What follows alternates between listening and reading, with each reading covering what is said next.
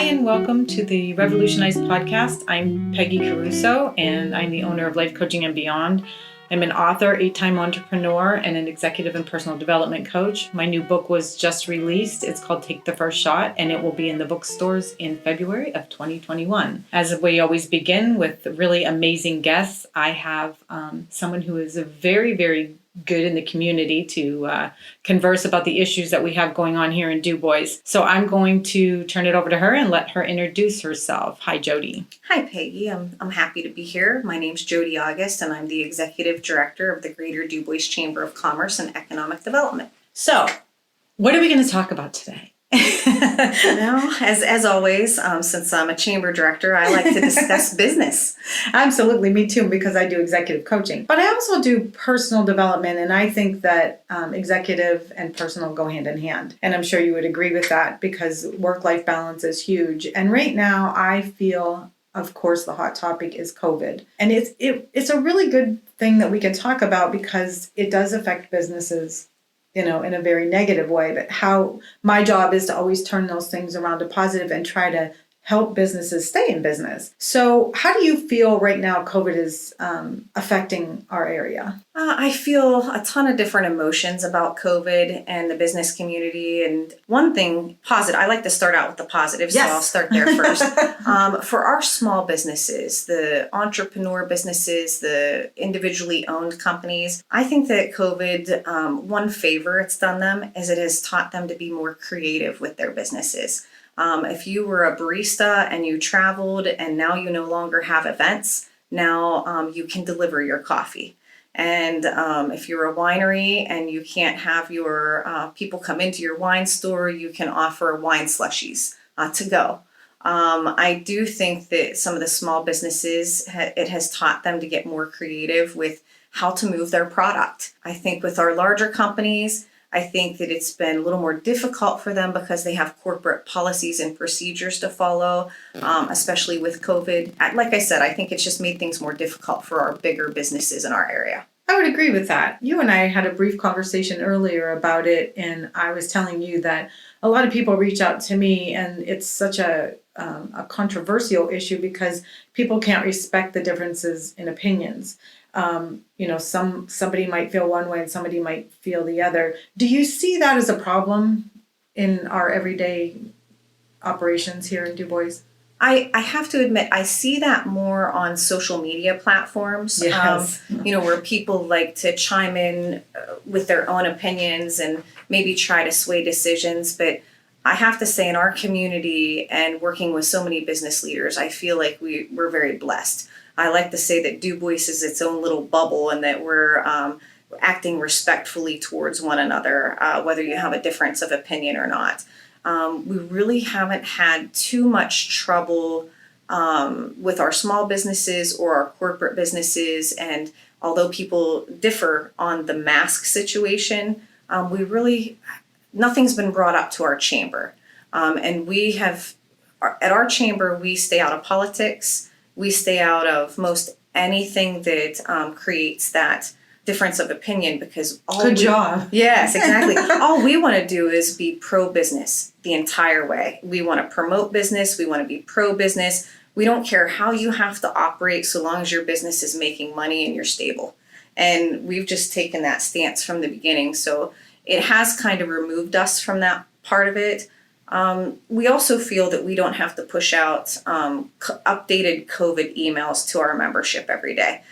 You're a member of ours. You probably haven't received one COVID update. I was just going to say, I don't recall any. We chose at the beginning not to do that. Businesses have to follow their own corporate policies on COVID. And whether I send one out from the U.S. Chamber or the Pennsylvania Chamber, or whether I send it out from our governor's office, the companies still have to follow what have been put in place for them. They're already getting these guidelines and they're already getting these emails. Getting them from me again is nothing more than nuisance. We've remained pro-business from the very beginning, and we've just sunk all of our efforts into promoting our business members. One of the first things we did is we started a special page called Open for Business. When businesses had to shut their doors, again, for everyone's safety at the beginning of this, I kept thinking, okay, which businesses are members of ours who are essential? So the first thing we did was we added a page to our website, and we opened this up to all businesses in our community, not just our paying members. And it was nice to see how many people were using this page. The only thing negative is they have not gone in to update their hours. Some businesses are still on restricted hours. Some businesses are working full-flown regular hours. Some businesses now have to operate at 25%. So I think it's very frustrating that our restrictions and guidelines have changed so frequently. Didn't it just change again? It did.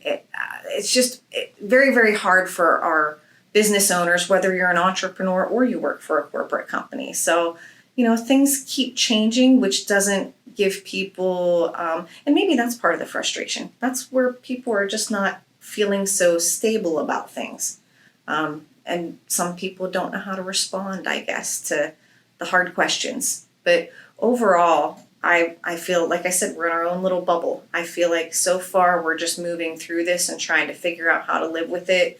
Nobody's happy about it, but we're figuring out a way to move forward. Well, it's really sad because you have to respect what the businesses, what they're mandated to do. And so if they're mandated that you have to wear a mask and you don't believe in that, you really need to respect if you're going to go into their, into their organization. And so, like, my business is a little bit different because I can do Zoom and I have people all over the world that I can coach or, do podcasts or whatever, and we don't have to meet face to face. So I guess I always tell people to respect what they have to do and follow the rules, even if you don't agree with it. There's a lot of issues where people are confronting other people, and that's very unfortunate. Do you have that complaint with people in businesses? We have not. We do get regular complaints from community people. I have this complaint about this large retailer. My washing machine didn't come in when they said it was. And, when people call the chamber to complain about a business or something that's happened, if we're close to that chamber member, I will offer to smooth it out. I will say, give me your name and number. I do know the store manager or the owner. Let me see what I can do. Otherwise, if this situation has escalated beyond my control, we give out the number to the Better Business Bureau. But what I found during COVID, and this did happen last week, I had an older gentleman who he and his wife had bought a washing machine. It wasn't delivered or it didn't come in on time, and they wanted the sale price. And now that the one that they ordered didn't come in, the store wanted them to buy another one at a higher price. And he was very frustrated and contacted me. And he didn't call me back. So what I told him probably worked. I said, sir, I can help you and give you the number to the Better Business Bureau, but this is a large retailer and it's not going to help your current situation. What will help your current situation is if you pick up the phone and call the store manager and explain what happened and use a calm voice. Please don't swear or be frustrated. This isn't the person who sold you this machine that's not in. I said, I can tell you that you'll get a lot farther if you call and ask for a manager and you're nice. And he took my advice and said he would do it. And I never heard back from him. And I thought, great, I hope that I was the voice of reason for this gentleman that was upset with this company. And I hope his problem was fixed, because people don't realize that their disposition, their words, their attitude towards whatever's happening can resolve what's going on, or it can make it worse.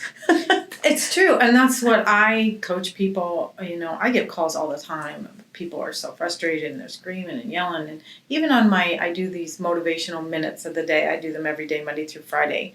And I just find that there's so much frustration with people. And I tell everyone that it takes just as much energy to be happy as it does to be angry. And if you turn it around, you're exactly right, Jodi, that you'll get more from that company if you're positive and nice and kind and explain your situation rather than just be really mean and volatile. And it's just not a good thing to do. Yeah, and like I said, we get an occasional person that calls to complain about a company, but I still feel like in rural Pennsylvania, central Pennsylvania where we live, that our population isn't as high here, and maybe the frustrations aren't as high.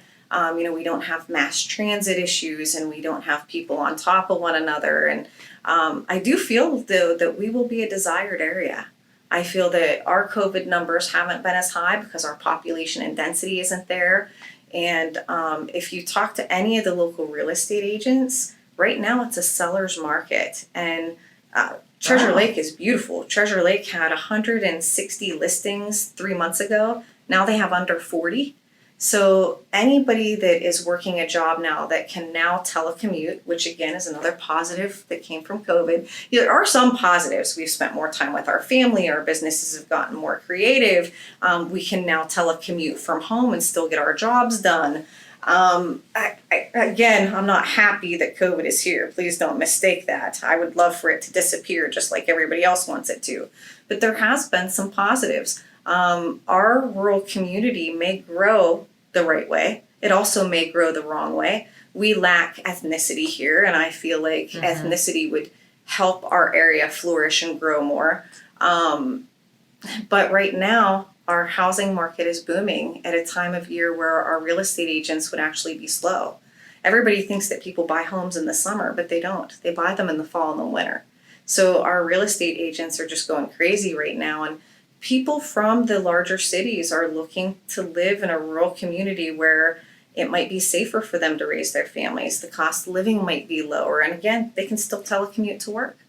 Plus all the positive changes Penn Highlands is making, bringing in, better departments, better doctors, Oh, definitely. better equipment. One of our businesses, because our chamber does business connections 4 times a year, I wanted to invite the doctor that was leading the trauma unit, the new trauma unit that we're supposed to get. Now, whether or not I can make that happen now is a different story. It could be a Zoom meeting or, whatever we decide to do this fall. But, I'm very proud of our healthcare community. I'm also very concerned for them, though, too. I mean, we're at a point with COVID where I believe people are neglecting their health and they're afraid to go to their doctor. They're afraid to be transported by ambulance. They're afraid to seek a healthcare professional. And I hope that people don't neglect their health for too long and that things that they're neglecting aren't too serious.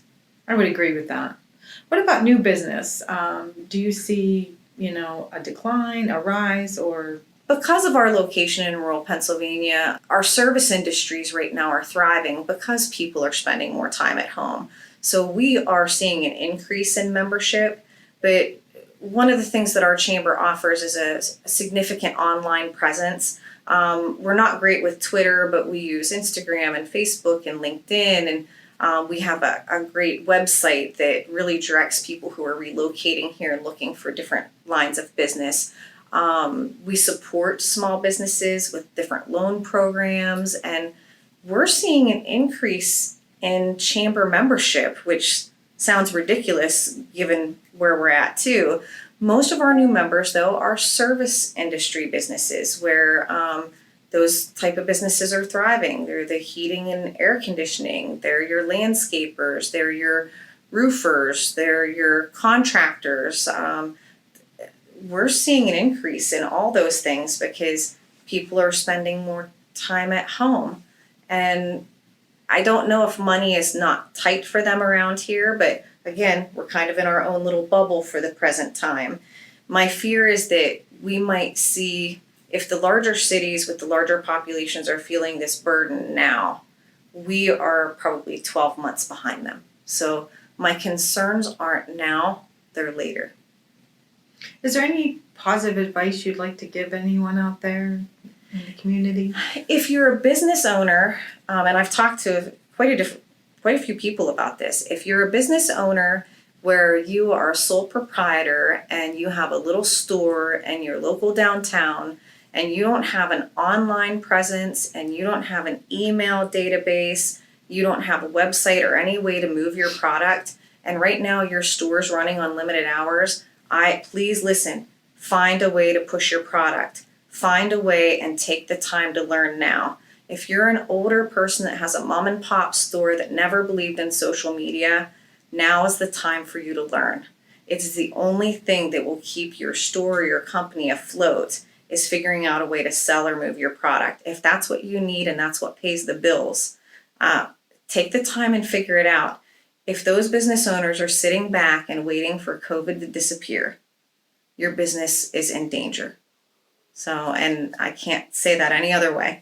That's great advice, and it's always a pleasure talking with you and having you on as a guest. It's amazing. A lot of people know how to get a hold of you through the chamber, but is there a better way, or would you just recommend them calling the chamber? And You can reach us all different ways. We, of course, get messages through Facebook Messenger. We get messages through LinkedIn. We have an office telephone number. We have a website portal that you can contact us through. So best thing is whatever works best for that person. You can reach out to us in any way. But we're here to serve our business community, and our office is open Monday through Friday, 8 a.m. to 5 p.m. And if we don't have an answer, we won't sugarcoat anything. We will take your name and number and call you back. I always say we have the best chamber here. I've been involved in a lot of different chambers, and I think you do a great job. And thanks for coming on. And if anyone needs to get a hold of me, you always know you can go to my website, and all my information is there at lifecoachingandbeyond.com. See you next time.